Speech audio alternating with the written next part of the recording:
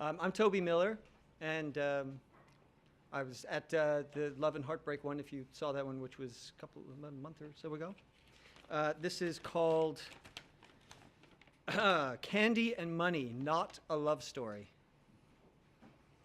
At the general store across the shell gravel path from the other family's bayside house on the island where we would go on summers so that my brother could play with their son his age, and I would tag along as they trawled for crabs, and I trawled for respect.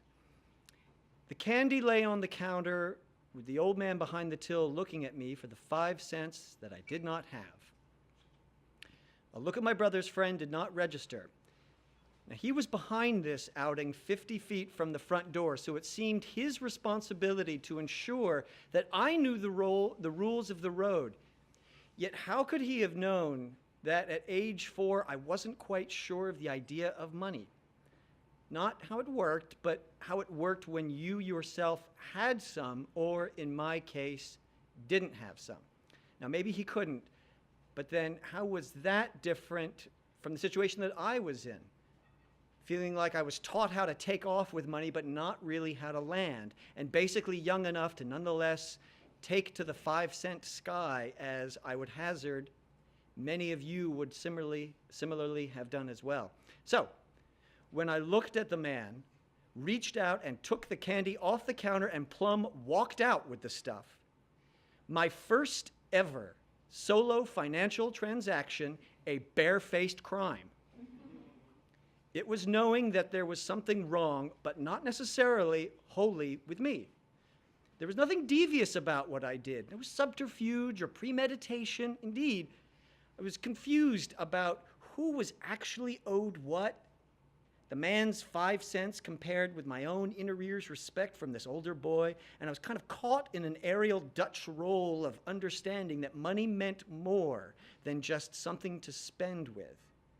So how I actually did what I did negated the attendant insult to the victim, which is the hallmark of real, harm-heavy crime. More than the actual crime itself hurts is the implication that you can get away with it.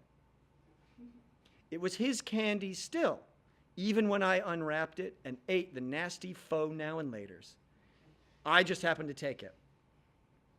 Later on in the back stairs, smelling of unaired summer house in the heat, a mild disagreement between us turned unexpectedly with the accusation, rife with some assumed revealed truth about me, that I was a thief. Now, this is from a kid who once peed on me. The crime then not being the act, but more pulling out his dick out for others to see. He committed the crime, I received the punishment. Does this follow down the years where after, at some point in his youth, when he received a gift from a precious metal-dealing uncle, he developed a keen interest in money and now lives surrounded by the stuff earned from his hard work on Wall Street, which nowadays could easily be a euphemism to mean he stole it?